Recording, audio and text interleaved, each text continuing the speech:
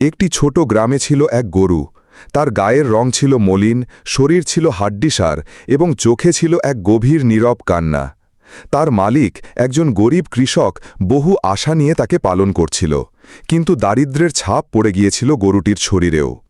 একদিন গ্রামের হাটে নিয়ে যাওয়া হলো গরুটিকে। লোকজন তাকিয়ে হেসে উঠল, এইটা আবার গরু নাকি, হাড্ডির ওপর চামড়া ঝুলে আছে? এমন গরু দিয়ে কেউ কি কোরবানি দেয় নাকি? মালিক লজ্জায় মাথা নিচু করে ফেলল। মানুষের হাসাহাসি, চোখে চোখে অপমান, সব কিছু যেন গলায় ফাঁস হয়ে আসছিল তার। রাগে ঘৃণায় সে গরুটিকে ঠেলে দিয়ে বলল, তুই আমার অপমান, তোর কোনো দাম নেই, যা, চলে যা, আমার বাড়ি থেকে চলে যা। গরুটি স্তব্ধ হয়ে তাকিয়ে রইল মালিকের দিকে। চোখের কোণায় পানি জমে উঠল।